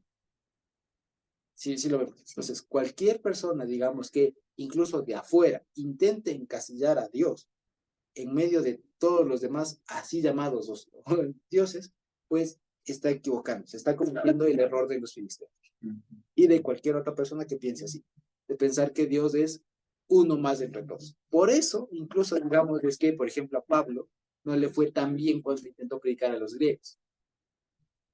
¿Se acuerdan ustedes?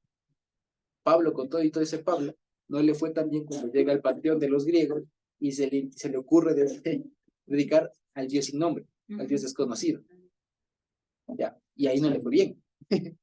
Ahí a Pablo no le fue bien. Entre otras cosas, porque en el fondo lo que estaba intentando él de alguna manera decir es, hay otro, pero estaba dentro de ese rango, digamos, de ese panteón. Entonces lo que hay que partir es, no es uno más. De hecho, los demás no existen. Son no más que demonios, son inventos. Son nada. Es lo que dice en Corintios. Los ídolos nada son. Ya, eso es lo que dice Corintios. Entonces no hay que tratarlos como algo que no son. Exacto, no tienen nada, son muñecos, son figuras, no son nada, no representan nada, no pueden caminar, no pueden hablar, no pueden ver, no pueden escuchar, o sea, son como Dagón, no tienen nada de cuerpo, ¿ya? A diferencia del nuestro. Entonces, fíjense que esto, como les decía, nos da mucho a entender cómo pensaba la gente en esa época y cómo, fíjense ustedes, sigue pensando hasta el día de hoy respecto de nuestro Dios. Y cuál es el contraste y cómo nosotros debemos presentar, ¿ya? Y de una manera muy sabia, cuando el Señor nos permite decir algo, no pensar y no dar la idea de que esta es una más, pero hay otras. No, para nosotros, para el pueblo este es el único y santo Dios, como dice la palabra, el único y santo Dios. No hay otro. Para nosotros hemos aprendido que hay un solo Dios. No hay dos nombres. E incluso, fíjense ustedes, esto se viene mucho más a la mano, dado que ahora hay un montón de cosas que piensan, por ejemplo, que, digamos, que intentan incluso mezclarse con justamente ya no, digamos, me explico. Este pensamiento, digamos, si persiste ahora, digamos, no es el más peligroso. ¿Ya? No es el más peligroso. Porque uno ya sabe que es el que viene, esta forma de pensar viene de alguien que no es del pueblo. Y uno enseguida por eso lo descarta. Entonces, si viene de cualquier religión, o agnóstico, ateo, lo que sea, y viene y me dice, es que tu Dios es uno de los tantos más, digo, bueno, ¿cómo lo discuto? O sea, no te tengo que demostrar nada. Porque estás de fuera, o sea, desde tu perspectiva, tú di lo que quieras y ya, hasta ahí. y no tengo por qué estarte demostrando y poniéndome a discutir o a debatir. No, simplemente tú estás de acuerdo. El problema más fuerte es lo que vimos básicamente en el libro de Jueces, cuando viene la amenaza desde adentro. Cuando este tipo de pensamientos viene desde los de adentro. Y por ejemplo, ayer nomás escuchaba en un video que veía, por ejemplo, que es muy delicado, digamos, para que veamos cómo se piensa ahora desde alguien que aparentemente es de los nuestros. Decía una persona, decía una chica, ¿no? Yo soy lesbiana, decía, y yo tengo mi esposa, ¿ya? Y le decía a unos chicos, decía, y yo soy cristiana, decía, yo jamás he sentido la presencia del Espíritu Santo en mi vida tanto como cuando me casé y todo lo demás. Decía la chica. Decía así, y claro, con la misma expresión que tenemos ahorita, le estaban viendo porque una especie de confrontación que hacían. Estaban viendo otros y los otros chicos le trataban de decir de una manera tinosa, ¿no? Oye, pero ¿qué Dios estás leyendo? ¿Qué Biblia estás leyendo? Porque demuéstrame la Biblia donde diga eso. Y las personas de estas les decían algo así como, no me importa lo que diga la Biblia. Si tú pones, y esta era la forma de razonar, si tú pones la Biblia por sobre mi relación personal con Dios, estás mal tú. Fíjense que eso es lo que ahora está primando. De hecho, es uno de los discursos más fuertes. No importa nada sino tu relación íntima, tu comunión íntima con Dios. ¿Ya? Llámenle cristianismo moral, lo que sea, pero eso es lo que hay mucho ahora. ¿Ya? Y ya les digo, eso es más peligroso que alguien venga de afuera y me diga, tu Dios está entre Buda y todos los demás. Ya, es lo de menos. Que es más obvio que uno dice, no, Claro, eso no es real, pero esto es como más disimulado. Esto es como lo de más... adentro, exactamente. Entonces, por eso es que les decía, y eso conversaba con mi esposa, les decía, el diablo es puerco, el diablo es puerco y aprende de sus errores. El diablo aprende de sus errores, porque él sabe que ahora no se va a lanzar un ataque como lo de los filisteos. O sea, hoy ya no va a hacer a capturar el arca, hacer una cuestión así y a plantear un hecho que sea evidentemente ahorita clarito que esos son los malos. Ya no se plantea así. Por eso el diablo ahora es muy pilas, digamos, para el malo, evidentemente, y lo que hace es camuflarse y meterse, ¿ya? De ahí, por eso le decía a mi esposa, le decía, de ahí la importancia que tiene la parábola del trigo y la cizaña.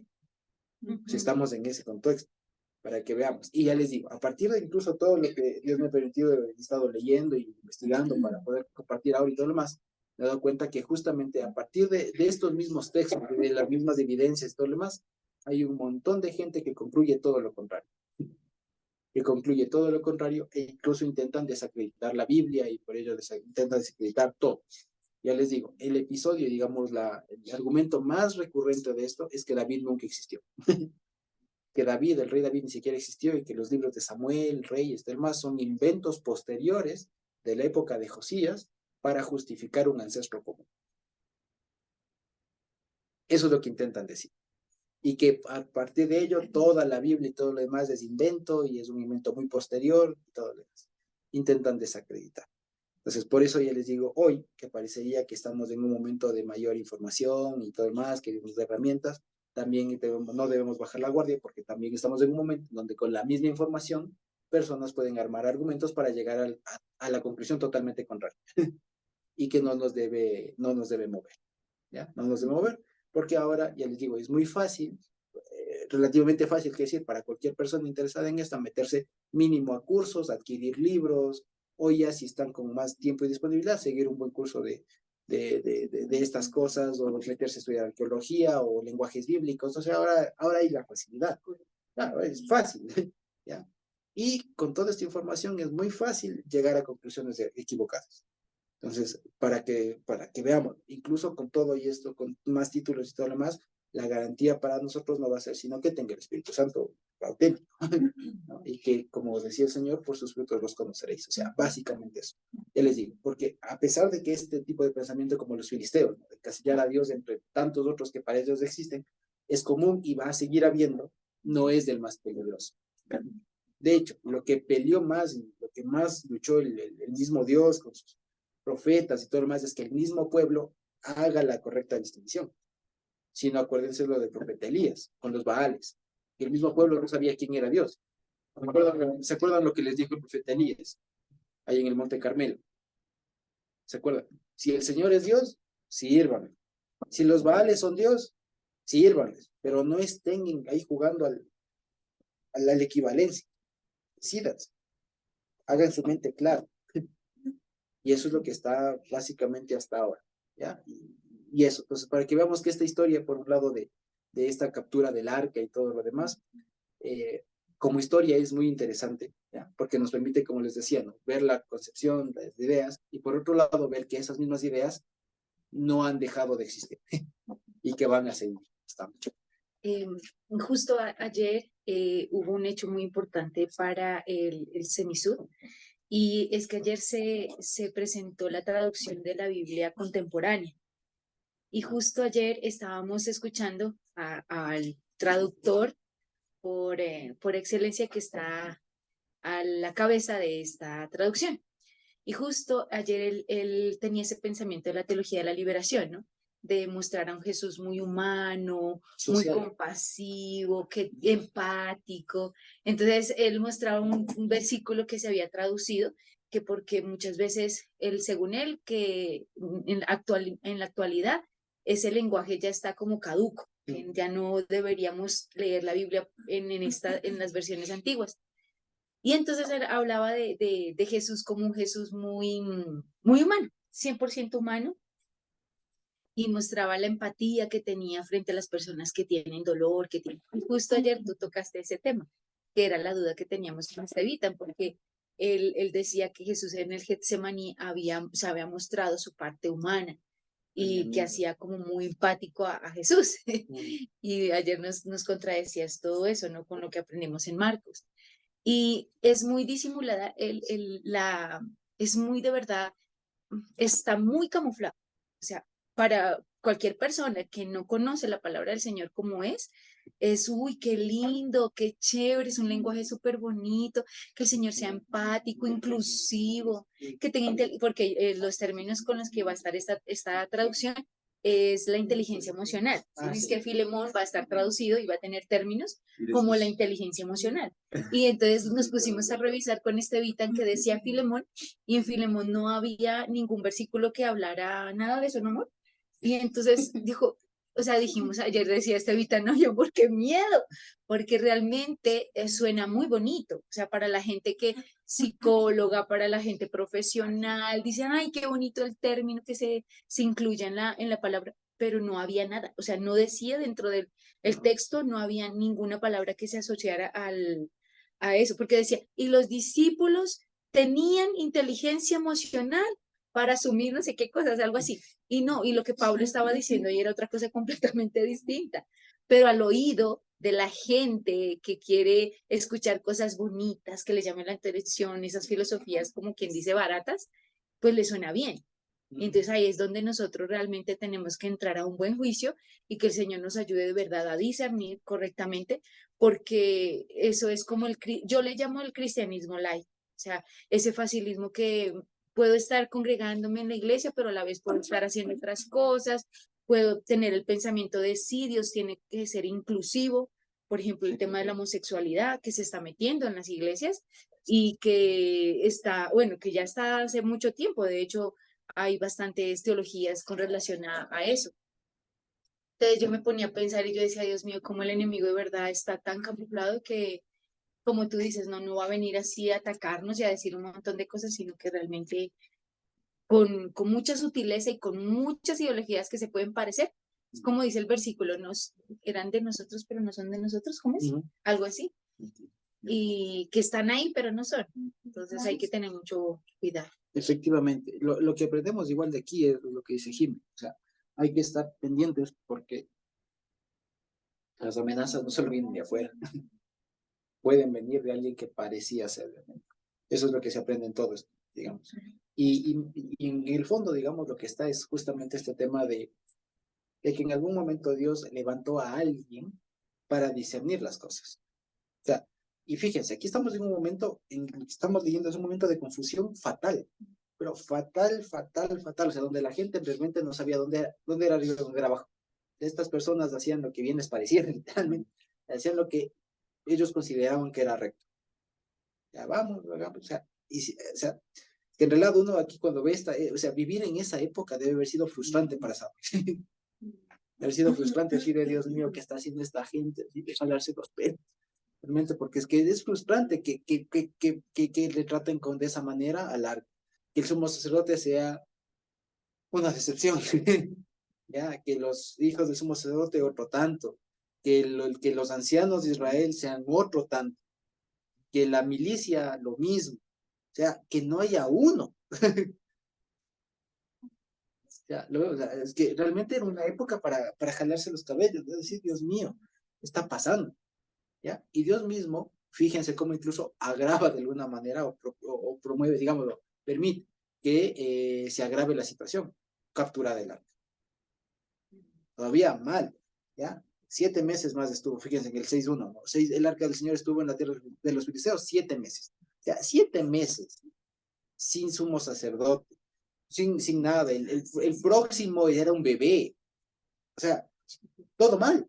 O sea, sin arca, ¿cómo hago Yom Kippur? O sea, me explico. Sin arca, ¿cómo hago Yom Kippur? Sin sumo sacerdote, ¿cómo funciona eso? ¿Y Samuel dónde estaba? Samuel era, digamos, ya en esta época debe haber sido más o menos joven, pero aún no aparece, justamente. Después aparece Samuel, justamente en ese momento más de caos. Y lo que se ve es que la intención de Samuel, la primera parte es poner realmente, exponer, explicitar todo el caos que había. O sea, por si quedaba dudas de jueces, aquí se ve cómo estaba ya un poco más del pueblo en completo. O sea, digamos, jueces lo que cuenta es cómo estaban las tribus y todo lo demás, pero aquí ya muestra incluso cómo estaba el sistema sacerdotal. No había. El sistema de tribus no había. El sistema de la milicia tampoco había. O sea, no había realmente en dónde confiarse, dónde me apego. No había. La gente estaba totalmente confundida. Era un caos. O sea, realmente si es que uno vuelve a esa época y que uno quisiera ver así una máquina del tiempo, ¿no? Viajar a esa época y ver cómo era la gente, realmente era un caos. Realmente era invivibles. ¿Ya? Y en ese medio de más caos, el Señor comienza a trabajar, a formar a un Samuel, ¿ya? Que Dios le distingue y le pone así como piedra, ¿ya? Como un centro, digamos, para que sepa distinguir las cosas, para que se dé contra todo. O sea, imagínense, o sea, yo me pongo un ratito en las sandalias de Samuel, es un trabajazo, Dios mío, ponerse en ese momento, decir, a ver, no, a ver, somos sacerdote acá, no había, a ver, no vayan para allá, Dios mío. O sea, exacto, ser uno que trate de manejar a todo ese pueblo, y no solamente en cuestión de finanzas, de Dios mío, crean bien, aprendan bien las cosas. Una cosa así de un trabajazo en realidad que le toca a Samuel. Después que el pueblo quiere un rey, designen este Saúl y se me tuerza. Peor. Ya, Dios mío, y ahora hazle entender al Saúl. ¿No? O sea, todavía mal. Cuando parece que ya, peor. Después, y en ese momento de todavía mayor caos es cuando Dios le designa a un David. Entonces, fíjense ustedes que es justamente esta primera parte de Samuel lo que intenta Dios mostrar es todo el mayor, digamos, exponente del caos que puede llegar a haber dentro del pueblo. Y que aún cuando hay mayor caos, pues Dios da la solución a través del profeta Samuel y a través de un rey David. Básicamente eso. Entonces, fíjense que hasta ahorita el escenario es desalentador. Es desalentador, ya les digo, o sea, si uno se pone en ese momento, uno sí se jala los pelos y uno dice, pero pues, Dios mío, ¿por qué? ¿Por qué, Diosito, la gente era así? Porque es que no había uno, nadie, o sea, nadie. No sé, uno no se explica. Pero después ya viendo cómo es que ya se fueron dando las cosas y Dios mismo fue obrando, digo, ok, ya. O ahí uno entiende y dice, claro, ya. Ahora entiende por qué, y uno entiende ahí, finalmente, por qué es que David Dios le usaba tanto para escribir tantas cosas y tantos contrastes entre el bueno, el malo, entre el justo, el injusto, entre el piadoso y el impío y todo lo demás. Es que era clarito para David que creció en ese contexto de caos, de todo lo demás, saber distinguir. O sea, el éxito ahí es saber distinguir. ¿Me explico? Entonces, fíjense que ustedes cuando uno se pone en el contexto así de caos, de que en realidad, o sea, espiritualmente hablando, la gente está hecho pedazos. Dios se levante a uno y que ese uno tenga la habilidad divina dado por Dios de saber distinguir, de saber dónde es de arriba y dónde es de abajo, y que en ese contexto escriba las cosas que escribió en modo de poesía y todo el más. Uno le entiende y uno le valora. Uno le valora esas cosas, pero de una cosa, pero maravillosa. Esto de verle al rey David escribiendo ahí, perseguido en unas ocasiones, en otras no, y todo, pero saber que en ese contexto estaba escribiendo y el profeta Samuel también ahí, o sea, uno les valora y uno dice, Dios mío, a veces parece que las cargas que Dios le puede haber dado a uno son menores. Pero cargarse realmente a todo el pueblo en esas condiciones, ya, realmente Dios les puso un trabajo bien arduo a estas personas y lo lograron hacer, digamos, ¿no? Y que es un trabajazo, y en realidad, digamos, sin ir muy lejos, es el trabajo que nosotros tenemos con nosotros mismos, o sea, de saber distinguir, de no torcerlo, de que por más, como decía la Jimena, de por más que haya un discurso, por más bonito que sea, saberlo pasar por el cernidero, saberlo cernir. Y si pasa, pasa. Si no pasa, qué pena. Ya, o sea, porque hay de todo. Y eso, y en eso, digamos, eso creo que yo creo que eso es la tarea mucho de cada uno de nosotros, ¿no? De saber distinguir. Más allá de lo que escuchemos, de saber distinguir, ¿ya? Saber cribar la cosa, cernirla. Esa es la cosa. Ese es el asunto de lo que tenemos hoy. Y por eso, fíjense ustedes que por eso el interés, digamos, que Dios me ha puesto mucho es que aprendamos las herramientas, más que el contenido.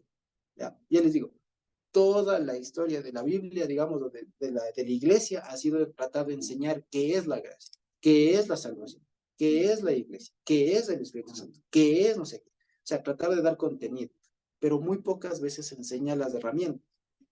¿Ya? Entonces, por eso es que una de mis énfasis, digamos, de lo que me interesa mucho a mí, es que se aprenda las herramientas, para que estemos en capacidad de, independientemente de cuál sea el contenido, tener las herramientas para. O sea, básicamente, o sea, lo que es desde el típico no dar pescando, sino enseñar a hacer la caña. O sea, me explico, ni siquiera enseñar a pescar, sino enseñar a hacer la caña, hacer el hilo, hacer las cosas. O sea, esa es la cuestión. ¿Ya? Eso es lo que, digamos, a mí personalmente me interesa más que decir, verán, hermanos, esto se entiende así. A ver, repita, ya, bravo. No, no es esa la intención. No es esa la intención. A ver, pasamos una prueba, repita lo que el profesor dijo y ya está. No es esa la intención. La intención es que se aprenda cómo es que la cosa funciona. Lo que decíamos ayer, ¿se acuerdan? Aprender, por ejemplo, cómo Dios piensa, cómo es que está la cuestión ahí. Con eso, me parece a mí que son herramientas más valiosas que nos preparan ya independientemente de si nos vamos a cualquier lado, de si nos persiguen, de si nos toca migrar, si es que hay hambre, lo que sea, es que hay un terremoto, cualquier cosa, eso es lo que nos prepara. No tanto, digamos, los contenidos, porque en el fondo, como les he dicho, lo esencial ya hemos aprendido. No creo que, digamos, no sepamos que Dios es amor, que Dios murió por nosotros, que, o sea, lo fundamental de alguna manera ya se sabe. Entonces, la forma, lo que ahora interesa es que a través de la palabra vayamos aprendiendo herramientas que nos permitan defendernos en el día a día. ¿Okay? Eso básicamente. Exacto. O sea, creo que los aprendimos bien. Viene muy concadenado en que nos encontramos todos los días envueltos en cosas en las que, o con personas que te hablan mucho de, ay, pero es que y esto, y la Biblia, y que comunicación con Dios, o lo importante no son los mandamientos, sino cómo tú amas a Dios, puedes amar a Dios, y la Biblia, cosas como esas que escuchas muchas veces. Bueno, nosotros obviamente no nos mueve, pero son cosas que es parte de. Exacto. Que en algún momento te topas y ves, ¿no? Como el malo intenta meterse en eso. Y el asunto más allá de denunciarnos, de denunciar aquello y decir, verán, y hacer una apología del evangelio, ¿no? Lo que se intenta más bien es saber que nosotros estemos bien firmes y que sea cualquier cosa que escuchemos, decir, ok, saber distinguir, ¿verdad? Evidentemente esto está mal, ni le paro bola. O sea, porque también otro error que a veces uno comete es decir, eso está mal y es que estás mal por ahí. Y no es esa la intención. La cuestión más importante, ¿qué es lo que importa? Que nosotros sepamos decir, eso está mal. Chao. Y discriminar, decir, esto no. Ya, esto está bien, venga. Eso es lo más importante, ¿ya? Antes que ponerse a decir, eso está mal y por lo tanto te caigo. No, a menos que Dios nos mande, pero si no, no. Especialmente, ya les digo, en la sociedad que nos ha tocado vivir. Hay que ser inteligentes también y no buscar pleito y saber vivir en sana paz. ¿Sí? Eso básicamente. Entonces, fíjense eso básicamente respecto de este tema de la captura del arca, ¿no? Es un evento bastante desalentador, bastante complejo si se quiere, ya que no debe haber sido un momento bonito de vivir en esa época, pero que de alguna manera va preparando el camino para que todavía las cosas se pongan peor y que en ese momento Dios pues intervenga de una manera más directa y ejecute en medio de todo la salvación a su pueblo, económica, social, religiosa y todo lo que sea. O sea, que Dios comience a poner orden en el pueblo. O sea, aquí, como les decía, básicamente nos está mostrando un escenario de caos a más no poder, ¿sí? Un caos de a más no poder y de cómo Dios va poniendo en orden las cosas, ¿sí? Eso es básicamente lo que vamos a ver, Madrid. Y ya Dios mediante la siguiente semana veremos este tema del regreso del arca y de pronto esto de la victoria misma, de pronto el capítulo 6 y 7, ¿sí? De cómo se entiende esto, ¿sí? Entonces, básicamente eso. Entonces, eso ha sido el capítulo 4 y 5 de lo que hemos podido ver hasta ahora. ¿Sí? No sé si tenemos alguna pregunta por ahí, pregunta, comentario. Y si no, podríamos terminar por ahí.